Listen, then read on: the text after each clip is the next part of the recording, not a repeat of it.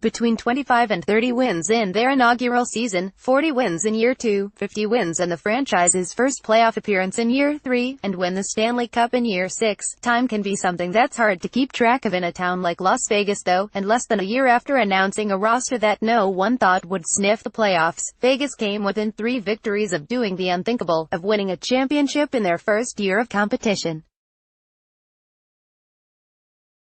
"It's a great journey," Eric Halla said. "Great journey, semi-sad ending. After an unfathomable inaugural season, it's hard to imagine ever seeing something like this again." The NHL will add another franchise in a few years in Seattle, and teams will double and triple check their expansion draft strategy to make sure they don't give up the kinds of assets that George McPhee and the Golden Knights were able to assemble. Don't expect nearly as many trades, and for everything to just fall in line as it did for Vegas. But back to those Golden Knights, because now, things gets really interesting. More Golden Knights luck finally running out against Capitals. With Vegas' first offseason officially underway, there is perhaps no team in the NHL that faces as many questions as the Golden Knights do, and such an interesting philosophical crossroads. McPhee has been steadfast in saying his approach was to build for the future of the team, even while Vegas sat atop the Western Conference standings for much of the regular season, and ended up winning the Pacific Division. That also didn't stop McPhee from trading first, second, and third round picks for Red Wings forward Tomas Tatar prior to the 2018 deadline, and also reportedly more than dipping his toes in the water on Senators defenseman Erik Karlsson.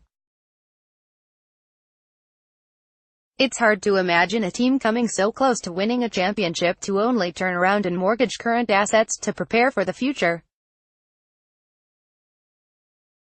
Vegas may have come in a bit faster than the 6-year timeline laid out by Foley, but depending on how much stock they put into this performance, they could gear up for another deep playoff run, or avoid playing the big pot and fold their hand.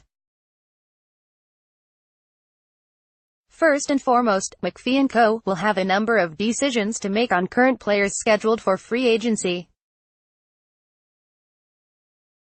James Neal and David Perron would both be unrestricted free agents come July 1st.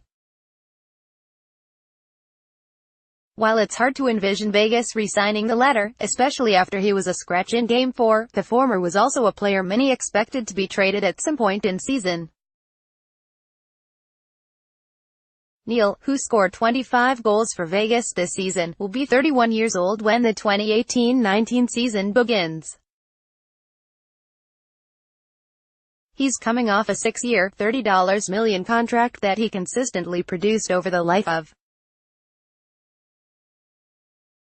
If Vegas really is committed to its future, would it pony up and give a 31-year-old Neal the term that he could likely get elsewhere on the open market? That decision likely comes down to the edict Vegas operates under this offseason, and the handling of Neal could be a pretty good litmus test into how the Golden Knights approach this offseason.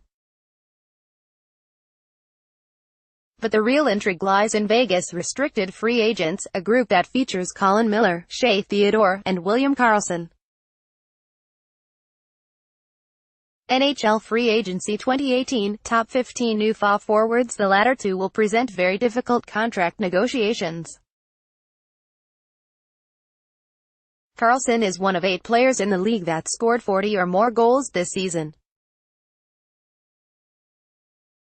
Other than Patrick Lane, entry-level contract, 3 of the 5 other skaters carry an annual average value of $5.75 million or higher.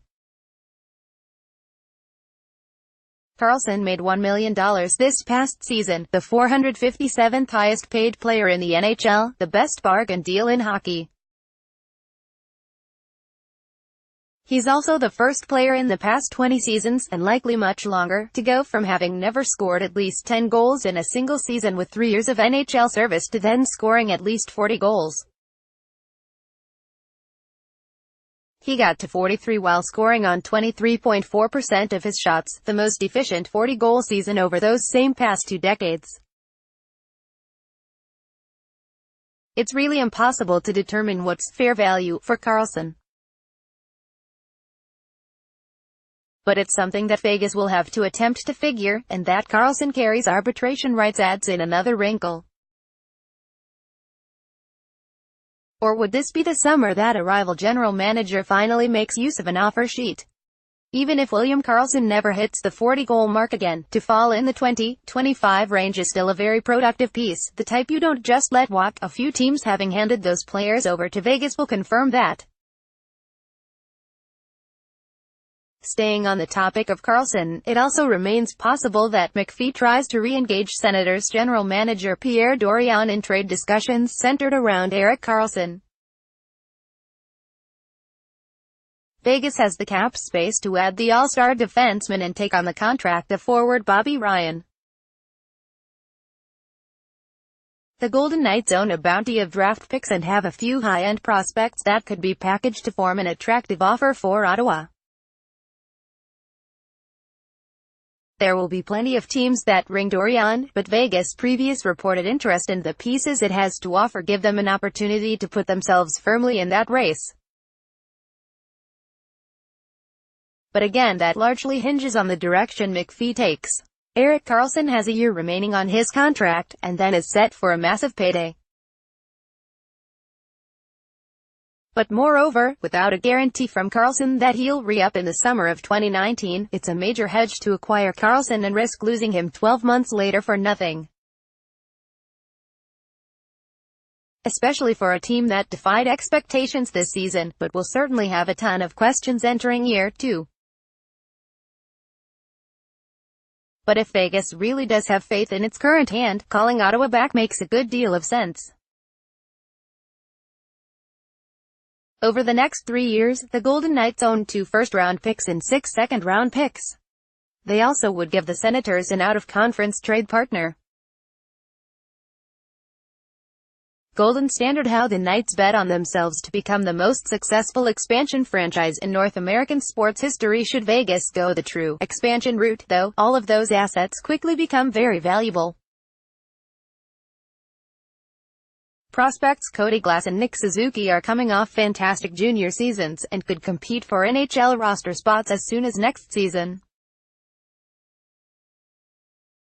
Suzuki finished his season in All-Chicago, and it seems unlikely Glass would return for an overage year in the WHL after recording 102 points in 64 games. The Golden Knights don't own their 2018 first-round pick Tatar trade, and won't pick until 60th overall, a long wait to get up to the podium, unless McPhee trades back into the first or second rounds.